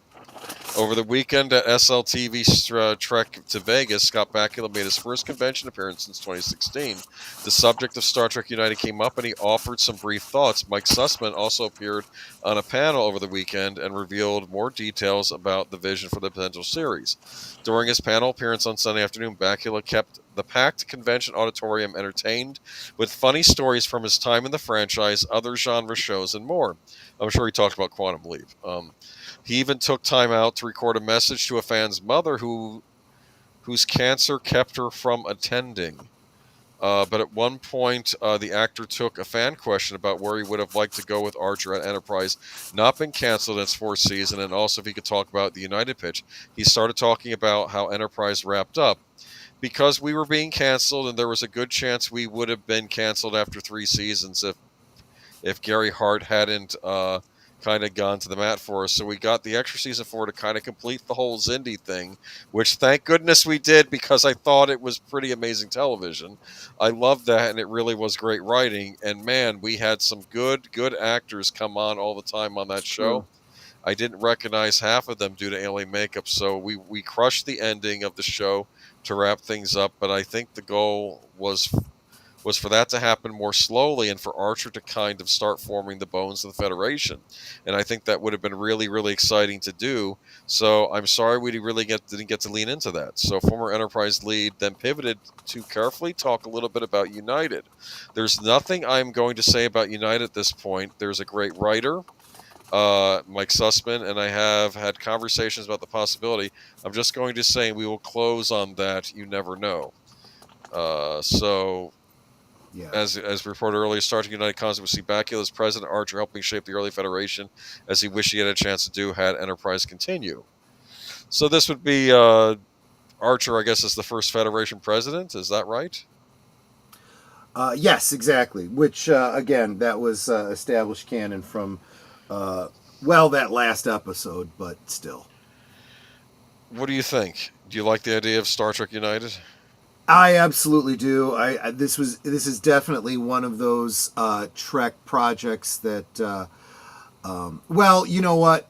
F. Les Moonves. That's all I can say.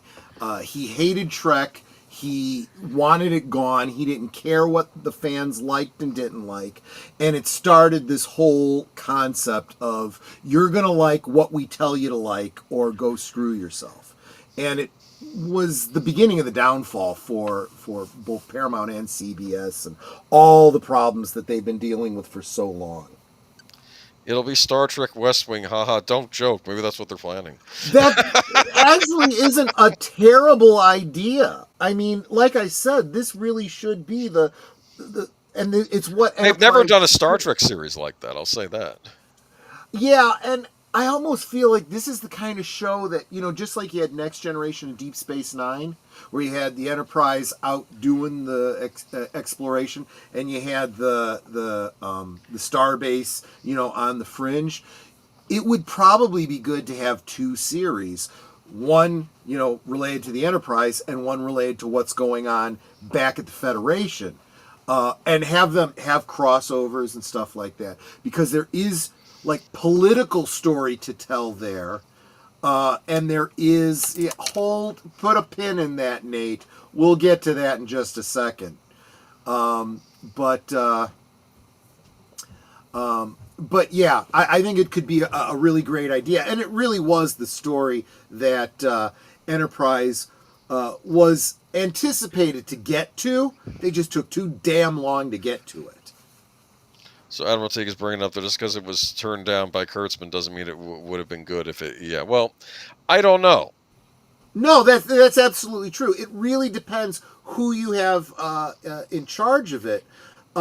It's gotten to the point where we have to weed through the ridiculous DEI hires that these studios are being run by, and separate that from the suits that are just pig-headed and can't get out of their own way of success. Both problems need to be dealt with. Stop putting writers of Gilmore Girls and Supergirl on your Star Trek shows. It's a Star Trek. It's science fiction. It's not supposed to be. I'm going to say that a good writer is a good writer if they're willing to work in a different medium. The writers for the Gilmore Girls were great with dialogue and character development. Yeah, If on they Gilmore are willing, Girls.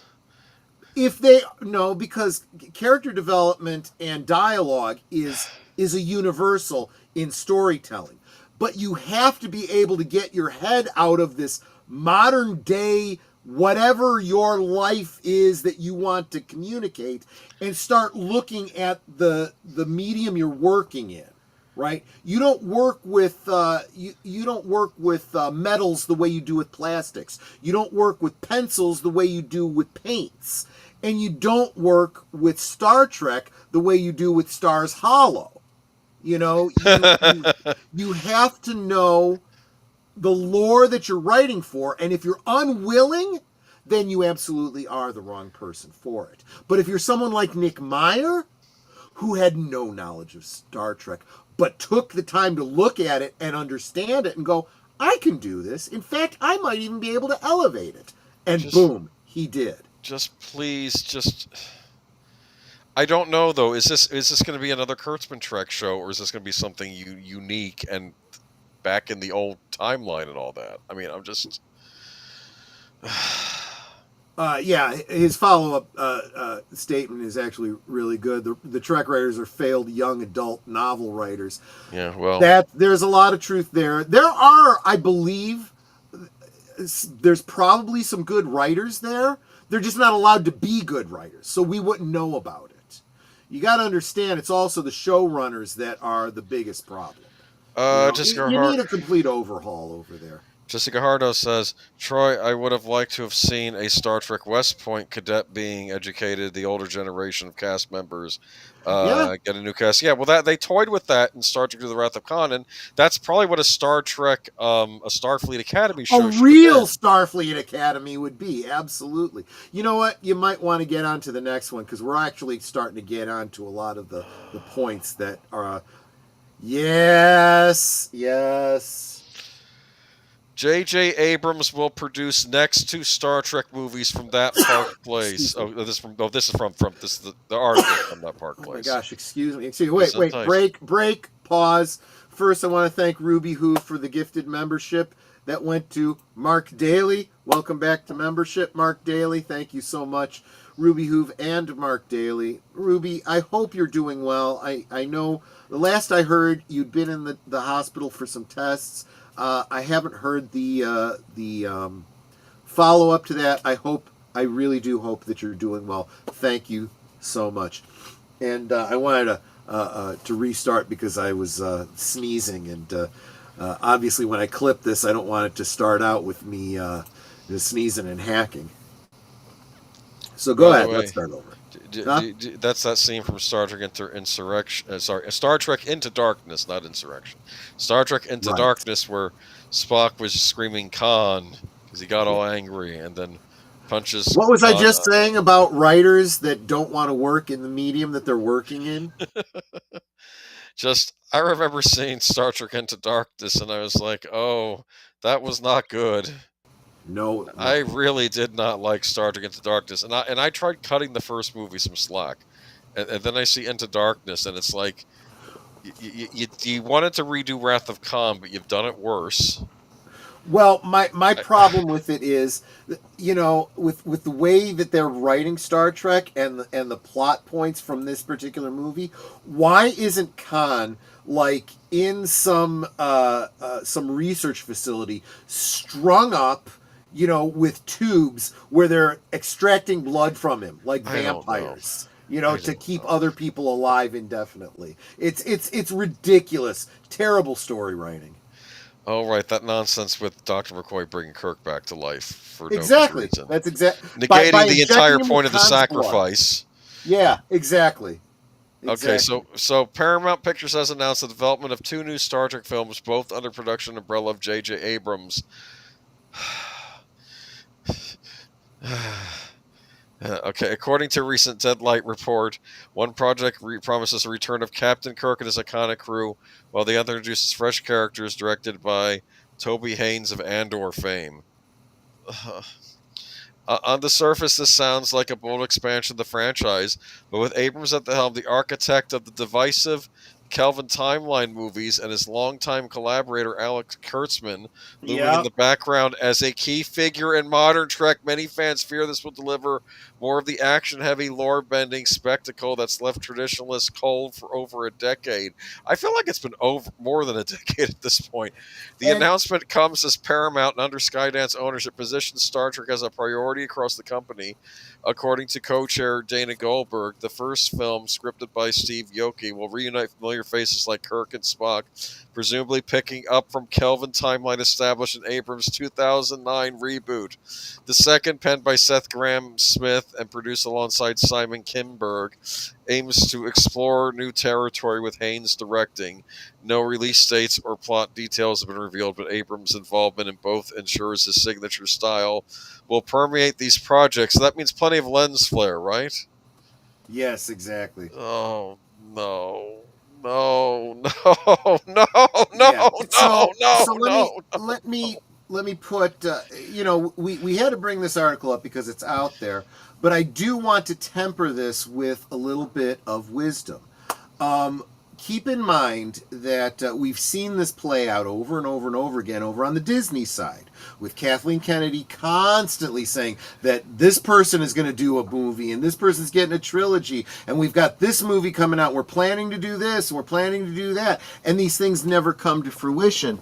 And why does this happen? These are people trying to keep their jobs. They're trying to circumvent the studio process to hopefully get fans excited about something so they, oh, well, I guess now we got to keep you because people, it looks like they want to see this thing, so we need you to make this thing. This is desperation. This is somebody in the bad reboot sphere, the secret hideout, whatever, trying to get recontracted under Skydance. And as Admiral Teague points out, there's no way they make a JJ movie. JJ's last show, Duster, sucked and was canceled in less than one season. And that's just the most recent. He has had failure after failure. You can even look at the Star Wars movies. He failed as much as Rian Johnson did on those, and there is, and I hope that after the money that Skydance has spent to acquire Paramount CBS and reunite them, they understand this well enough. But again, I think this might be a Hail Mary on their part, trying to keep their brand of Star Trek alive when it looks almost certain that it won't. Super 8 was trash. I'm going to say this. Super 8 should have been my first indication that there was something wrong with J.J. Abrams. That was the first thing I saw by him where I was like, I don't think I liked that movie. That's what I thought I ever saw in theaters. Like, I should, because I'm a fan of his TV shows, and I know he's going for the whole Spielberg aesthetic and everything, but I did not like Super 8, and this was before the Star Trek reboot came out. There we go. He may like Spielberg, but he's not talented enough to mimic him, and he comes off as a cheap imitation. Oh, really? That's I didn't know this. Yep. JJ's wife started at Me Yep. Too. Hashtag. Yep. And JJ, get him out of here. I'm done. I want to see nothing he's attached to at this point. And this is how you have to look. Don't just stop looking at the world when you formed a decision. Keep paying attention, because hindsight is 20/20, and there's still people doing #MeToo, trying to carry that banner, not realizing that the evidence is coming out that this was all a sham. That this does nothing that you think it does. It doesn't help women. It doesn't, help shine a light on bad things or anything. This is just a cudgel for people to turn over Hollywood so that cultural Marxists can take over. I This don't is the wanna Great see, Step Forward 2.0. I don't want to see Zachary Quinto Spock again. They made Spock a jerk in these movies too. Let's be honest here. Yeah. I like the student that tells on the kid like doing the spitballs in class. I just didn't like him. No more Abrams Trek. I saw Star Trek Beyond. That was the third one. I think I waited for that one to come to video. It wasn't as bad as Into Darkness, but again, it did things that boggled my mind. Yeah. Because first you have Idris Elba playing some alien despot that is doing bad things on this planet and messes with the Enterprise, and I'm like, well, that's okay, that's interesting, okay. And then no, it turns out no, he's actually a Federation officer that was turned into an alien thing by this device, and that's dumb. That was dumb, and it just is revealed by her as a side thing when she's looking at some scan thing. Oh no, he's actually a Federation. He was from the Captain Archer days, I guess. And I'm like, no, that doesn't make any sense. Now he's a human. He looked like an alien despot. Like, it's just no more Abrams because Trek. they use all this genetic resequencing the same way they use multiverse and time travel. They use it as a magic pill to do the thing they want to do without giving any thought. But it didn't make any sense. rationale. You already had the villain established. He's an evil alien despot on this planet. That's what he was. But mystery box. It's not an. It's no. I'm just. I can't deal with this, man. I can't deal with any more Abrams. I can't. Why? Why are? Okay, I know you're saying. No, all I'm saying is this is a Hail Mary pass, and if he does have a relationship with Skydance, though. Yes, and if Skydance goes with this, you can kiss your investment goodbye. This will be the worst investment Skydance has ever made in its history. With Kelvin Timeline Trek, I'm doubly done with Kurtzman. It'll pretty much be the end of Paramount too, because this is the only thing that could potentially keep them alive. Yeah, Mission Impossible is not going to do it anymore. And Starfleet officers are always villain. It got tired when the original show did that. Yeah. Well, yeah. I mean, that's the thing. Just stop with that. I thought they were going to get back to having the Klingons as antagonists in the Kelvin timeline. Like, oh, cool, we can at least have the Klingons as antagonists again. And then no, that they didn't. No, they were too busy retelling stories, like exactly the same but completely bizarro version of Star Trek 2. Stupid. Anyway, let's move on to what made Khan work was Ricardo Montalban too. And I'm not picking on Benedict Cumberbatch; he's a good actor, but Ricardo Montalban is what sold Khan. All right, moving on to this is kind of a fun story. This isn't anyway. This is just. I thought you might get a kick out of this story. San Francisco last video rental store tucked away in No Valley neighborhood. So remember the video rental stores? We did something on this the other week, didn't we? Yeah. Once a staple of neighborhoods everywhere, video stores are all but vanishing in this age of stream. But tucked away between a Supercuts and a nail salon in San Francisco's No Valley is a surprising survivor, a small independently owned video shop where movies are still picked by hand and watched on disc. Welcome to Video Waved. It's believed to be the last remaining video store in rental store in San Francisco. It has rows and rows of DVDs and a loyal crowd keeping an old ritual alive. Owner Colin Hutton said he never thought he'd be the last one standing. There's been many moments when I thought I would survive it, he said. The trouble began around 2008 when streaming services took off and video stores across the country began to fade to black. But then something unexpectedly happened. Customers started to come back, some drawn by nostalgia, others by curiosity. For 23-year-old Kaylin Zephyr, it was a refreshing experience. When it comes to things that are streaming on your phone, it feels like everything's demanding your attention right away, and these other things are like a step removed from that, Zephyr said. Believe it or not, DVDs are having a moment. Not quite a blockbuster comeback, more of a cult classic rewind. While overall DVD sales dropped more than 23% last year, 4K editions jumped 10%, and collector versions climbed 25% according to the Digital Entertainment Group. There's been a real resurgence in tangible media, said Lucas Hildebrand, chair of film and media studies at UC Irvine. Hildebrand said, for Gen Z, part of the appeal isn't just film, it's the boxes, the artwork, even the act of browsing. There's also a hunger for people who grew up with social media, who grew up with the internet, to actually have in-person interactions, he said.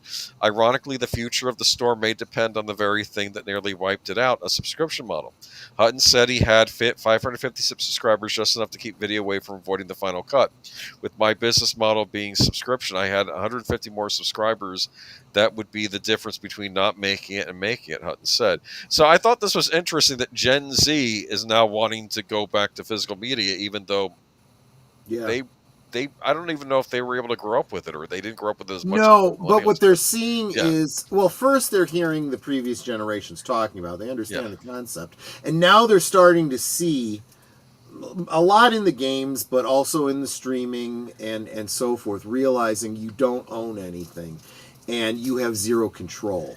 And I think people are figuring this out slowly. Yeah. They're catching on. Yeah. Yeah. That's why we exactly do our right. thing on here, don't we? We say own physical Well, media. and actually, Deleted was saying something that I was thinking too. Too bad it's in San Francisco.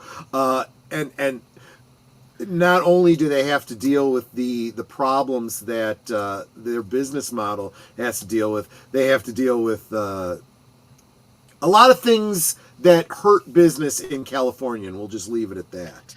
The act of owning. Yeah. Heard there's still 2 blockbuster videos in the entire world. Yeah, I think that's correct. But yeah, I think it's interesting how they're starting to realize the value of things. I mean, they might start buying compact discs next. I don't know. What are we doing? Yeah, You know, exactly. But yeah, I just thought it was an interesting story that apparently there are at least some out there that, yeah, oh, the AI overlords, you don't like them, Geek Flag? No?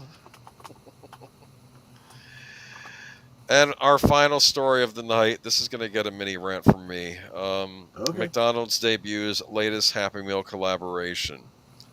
Former 90s kids are going to love the cartoon combo coming to McDonald's Happy Meals. The fast food chain announced an exclusive collaboration that will have nostalgia fans rushing into the Golden Arches, the Teenage Mutant Ninja Turtles, and Hello Kitty and Friends Happy Meal. The McDonald's fandom fusion of epic proportions will be available in restaurants nationwide starting August 12th, the chain noted. On the same day, the home of the Big Mac will launch with a new McDonald Land meal. We're not talking about that.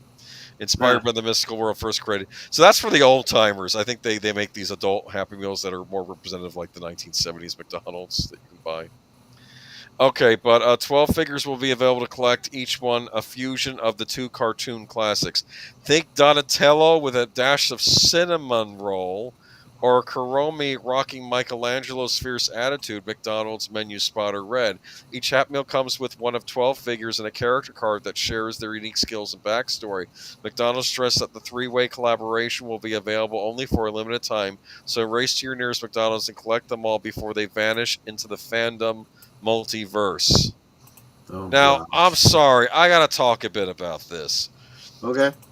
Typically, what you have with these types of Happy Meals is that, or these meals, is you would have Teenage Mutant Ninja Turtles or Hello Kitty. Hello Kitty for the girls, Teenage Mutant Ninja Turtles for the boys. A few months back, Burger King was doing, I think, Hot Wheels or Barbie. You get to pick if you want Hot Wheels or Barbie, or Barbie doll with your kids' meal. That I get. I feel this is taking both of the things, combining them into one toy, and creating something that nobody wants. Either Hello Kitty fans or Turtles fans. What is this? Yeah. Do you see this? You see the Hello Kitty turtle thing with the Donatello mask and the bow. It's like, who is this for? Yeah, Is yeah, it for it is girls? pretty. Is it for boys? Is it for nondescript? It's like they didn't want to have gendered toys in the meal, so they just combined the 2 gendered toys. It is strange. It really is. No. But okay, here's what I'm going to say though. It's a unique concept. Until you try it, you don't know. If it goes down in flames, they never do this again. But I have heard weirder things, suddenly go viral. I could see a scenario where you have a boy and a girl in your family and they both want the toy, and that's okay. He plays with it in conjunction with his Donatello figure, and she plays with it with her Hello Kitties, and they're both happy. It could be a weird brilliant marketing. You never know. We'll see. Lisa says, "Where's a Hello Kitty 45th anniversary and Mobile Suit Gundam 40th anniversary crossover? Were the kittens piloting these giant mech robots? Is that what they did? Yeah, with that actually sounds kind of cool to me. Oh my word! And the other thing that I'm kind of positive about. So just yesterday, I was on with Real Wade Nation Gaming Clips. We were doing a watch party of the 1985? I think it was 1985, something like that. G.I. Joe animated film, and because he was streaming it from, I think it was Tubi, we were getting the commercials, and one of the commercials that kept coming up was these McDonald's commercials for their, not Happy Meal, but their like adult meal thing that they're doing, that we talked about on Geeky Geezers some weeks ago. Yeah. And it was being it had Ronald McDonald and the McDonald Land characters and stuff, and I was like, damn, this is nice. I saw the nostalgia they were going for. Even though these were adult meals, it had that juvenile flavor that I was like, I dig that. And it wasn't really about, I don't think there was a toy or whatever. They might give you a glass. I think the adult meals come with a glass. Maybe, okay. Like I didn't even I saw this commercial like 3-4 times, never even paid attention to that element of it, because I was too like, it's Ronald McDonald, it's Grimace, stuff like that. Hold on, you know what? It's actually in this article I skipped over. Okay, the Mount McDonald Land Shake offers a secret concoction as enchanting as the world itself and inspired by the blue lava and pink clouds. Right. That's one of the things we were talking about. Yeah. What's the thing that comes with it? Okay, each Happy Meal. No, that's 12 figurines. I don't know. Collectible souvenir and a brand new McDonald Land shape. So maybe one of the souvenirs was a glass, and maybe it's there. I don't know. Maybe there's no glass at all. I thought they were glasses they were giving out. Remember how McDonald's used to give out glasses? Yes, back in the day? I absolutely do. I collected a number of them. I collected the Empire and Jedi ones and some of the Star Trek ones. Now some of I can't remember. Some of them were Burger King. Some of them were other outlets, but still. I had the Batman Forever glasses. Remember those from McDonald's? Oh yeah, absolutely. Cut crystal or cut glass or something. Oh, here we go. It says each meal comes with a tin of collectibles that includes postcards, stickers recognizing McDonald's characters because they come with tins. That's what it is. Oh, that's kind of neat. Okay. So they're tins that come with little goodies inside. So sure. Okay. You can get it either as a McNugget meal or as a or with a quarter pounder with cheese. You get a choice of either. Okay, so right. G.I. Joe was 1987. You know what? They need to do a G.I. Joe Rainbow Bright crossover thing. What do you think, huh? I mean, if it was done right, I could totally see that. I could see someone like Sydney Sweeney playing Rainbow Bright, but like in rainbow camouflage, and She would shoot rainbows at Cobra Commander. Is that what she would do? Like I don't. With lethal force, absolutely. With lethal force, okay. Not to mention that girl. Have you seen the video of her on the range, the tactical range? She can shoot. Who's Sydney Sweeney? Yep. Yeah, listen to me. Hollywood's not using her because they need to be using her more, but they're dumb because they don't have a Kershaw. That's okay because she's smart enough to be producing her own films. She's gonna be loaded. Kershaw, Boomer, the Horse Runner. How about Care Bears mixed with He-Man? Huh? You could do that next, huh? Well, it can't be any worse for He-Man. Let's be honest. Strawberry Shortcake and the Transformers. I mean, come on, I could do this all day. I wouldn't be surprised if there weren't. Look, remember, Transformers has been combined with just about every other license already. That's a very common thing. Just leave the Turtles alone. The boys want to be getting a Turtles figure. They want to be getting Donatello or Raphael. Raphael's the best. And just or do Hello Kitty. Do that. I don't understand this. I already know how this meeting went. We know how the meeting went. I know. Why don't we do one of our meals where they can pick either Turtles or Hello Kitty because they're both popular, and then they say no. Why don't we just combine them? Yeah, and it's one of those kinds. I still insist I agree with you. It's stupid. It probably won't work. But you never know until you try it. This could end up, this could hit a group that you don't expect, like the frickin' bronies, Yes, there you go. There you go. To learn more about them, check out Snarky J's channel. You know exactly what I'm talking about. Good. Oh, Yeah. no. Oh, the best Look, Ninja Turtle I is Leo. do not Okay. fault a company for But we all trying have our something. favorites. I don't fault a company for trying something. I fault a company for trying something, seeing that it fails, and then doubling and tripling down on that failure. That I hold against them. So let's see how this goes. In the 1 in a million chance that it does well, we'll have to eat our words. If it fails, at least they can say they tried. Jesse, I hate to tell you this, they did a Lego TMNT line. I don't think it was huge, but they did a couple sets. I Yeah, think I recall that. That's that's why in the another Lego thing movie that- you had the joke about Michelangelo, welcome, because it was the the Italian pronunciation of the artist, I Michelangelo. like this. But then they Deleted had the scene Ninja says Turtle next to him. Yes. Tom Connors is going to excrete a brick, and it'll be a Lego brick, and it will hurt. You know what? If he shows up on karaoke night, I'm going to ask him about this. Exactly. Or maybe I I'm shouldn't. Maybe I'll leave that to you, the host, to do. Well, I'm afraid that it'll just. Well, unless he shows up in the first half hour. I don't want to wanna upset the chat guest, about so it or let's something, not go there. All right. But there All you right, go. and that wraps it up for tonight. Maybe get a BK Kids meal. Maybe they have better stuff right now. I don't know. All right, that's it. 11:02. Absolutely. What we got going on this week? We have a Well, reserved if seats you tonight. are no reserved seats tonight, I don't think. I didn't see it go up. So Yeah, there may not be one. Let me know if there is one. But tomorrow night, for those of you that are members, you have decided that for Members Night at the Movies on my channel, we will be watching Terror on the Prairie with Gina Carano.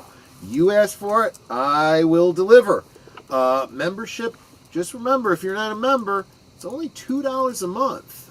Actually, I think it's $1.99 a month, of which I only see about 2/3 of that. But be that as it may, membership's not terribly expensive, and you can join us for Terror on the Prairie tomorrow. Tuesday, Deleted confirms he's taking the night off tonight. I do believe that Deleted does have a Mystery Monday movie thing that he's going to see on Monday, which he will be doing a stream about on Tuesday, so watch for that.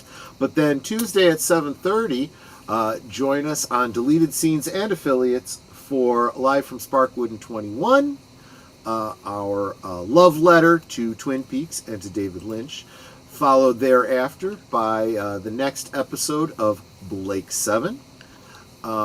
He says, I will try to be there, last call, but the mystery movie night may run over. Exactly. I was anticipating that. Blake 7 at 10 Central on my channel.